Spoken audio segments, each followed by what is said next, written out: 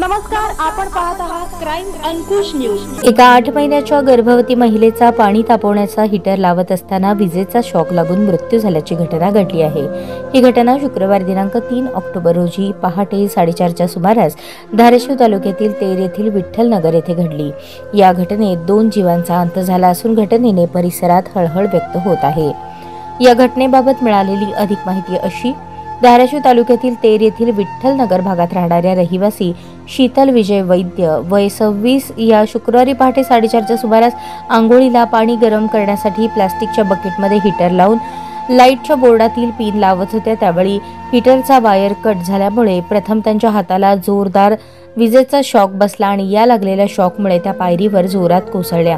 त्यातच त्यांचा मृत्यू झाला। मयत शीतल वैद्य या 8 महिन्यांच्या गर्भवती होत्या। या दुर्घटनेत आईसोबत 8 महिन्यांच्या बाळाचाही अंत झाल्याने तेर परिसरातून हळहळ व्यक्त केली जात आहे।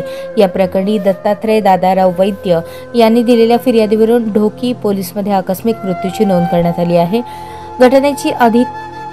घटनेचा अधिक तपास ढोकी पोलीस ठाण्याचे पोलीस निरीक्षक विलास हजारे यांच्या आदेशानुसार पोलीस हेड कॉन्स्टेबल माळी करत आहेत। अशा दुर्घटना परत घडू नयेत यासाठी नागरिकांनी घरगुती विजेच्या उपकरणांचा वापर करत असताना दक्षता घेणे गरजेचे आहे।